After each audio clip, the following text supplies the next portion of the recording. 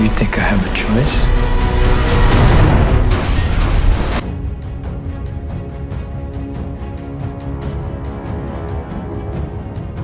Guy Ritchie's The Covenant is a war action thriller movie. The cast consists of Jake Gyllenhaal and Dar Salim. It's directed by obviously Guy Ritchie, whose name is in the title. He's done movies like Snatch and Lock, Stock, and Two Smoking Barrels. Guy Ritchie's The Covenant follows U.S. Army Sergeant John Kinley and Afghan interpreter Ahmed. After an ambush, Ahmed goes into a Herculean lengths to save Kinley's life.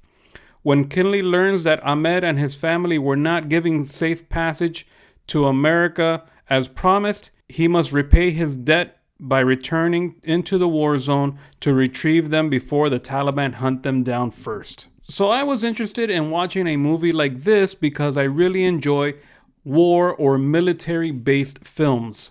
This movie is not a true story, but it sure seems like something that can happen in real life.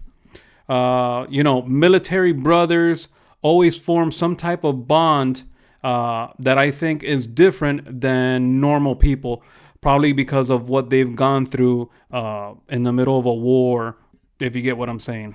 Now, what I think is that this movie tried to show how far some people are willing to save a life. And I think that's kind of refreshing right now in the world lately, because now how things go wrong somewhere and people do absolutely nothing, and instead of like helping when they see something going wrong, what they do is they pull out their phones, they start videotaping, and then they want to upload it to TikTok or something. Now, Jake Gyllenhaal was incredible in this movie, and overall, I think everyone can agree he's a really great actor. But the surprise of the movie was Dar Salim. I really think that he was the vital role to this movie. Now, I don't remember him in other movies before. I looked up his background and I saw him in a couple of them, but I really never noticed him in anything like that.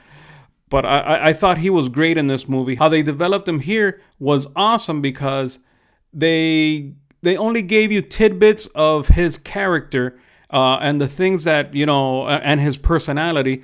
So he was always kind of mysterious. So you never knew if he was actually with them or if he was gonna do something to like set them up. I also think that this story is phenomenal because it basically takes the unlikeliest of people and makes them a hero. And sometimes we need stories like this. Also, it shows a bond between two people and how things like that can't really be broken. And that's basically why the name of the movie, The Covenant. I think Ritchie did a great job in this film. The awesome thing about this movie was that he actually changed the name of the movie.